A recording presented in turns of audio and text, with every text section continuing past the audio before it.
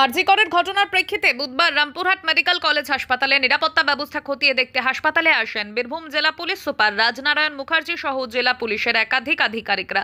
এদিন মূলত Rampurhat medical college চত্বর ঘুরে দেখেন। এরপর তারা রামপুরহাট মেডিকেল কলেজ ও হাসপাতালের প্রিন্সিপাল করবী বড়ালের সঙ্গে একটি বৈঠক করেন।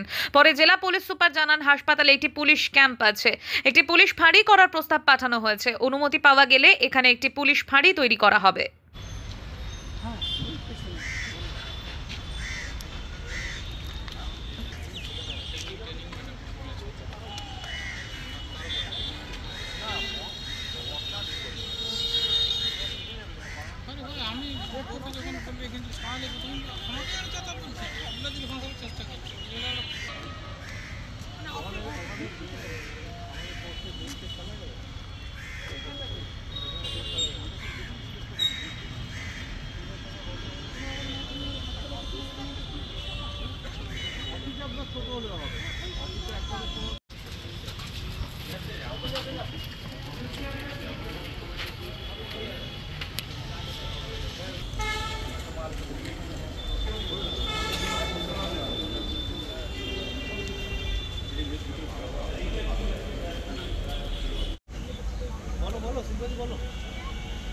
খুবই ব্যস্ত আছি, রামপুরহাটে আছি কিন্তু খুবই ব্যস্ত। কি আছে হসপিটালে? আমরা কলেজ কর্তৃপক্ষের সাথে একটা সিকিউরিটি রিভিউয়ের জন্য এসেছিলাম। ওনাদের কী রিকোয়ারমেন্ট আছে, অ্যাডিশনাল কী রিকোয়ারমেন্ট আছে, সেইগুলো নিয়ে আলোচনা হলো। যে আলোচনা হয়েছে তার মাধ্যমে যে ব্যবস্থা গ্রহণের দরকার সেটা আমরা দ্রুত নিয়ে নেব।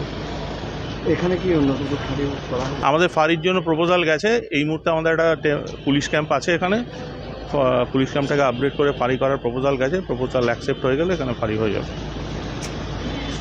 আর কলকাতা বা বর্ধমান নয়, এবার এক ছাদের তলায় সমস্ত রোগের উন্নত মানের চিকিৎসা পরিষেবা পেয়ে যাবেন মল্লারপুরের বিএনএস আয়ুষ্মতি হাসপাতালে।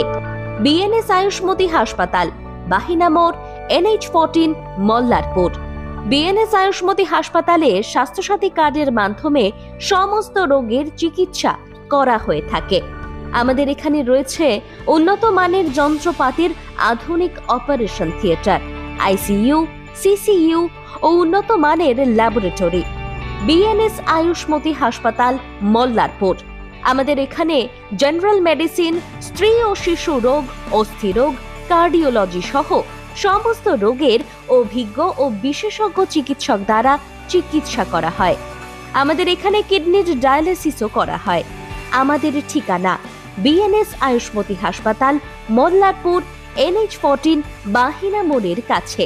যোগাযোগের নাম্বার 7890500905 এবং 7890300903।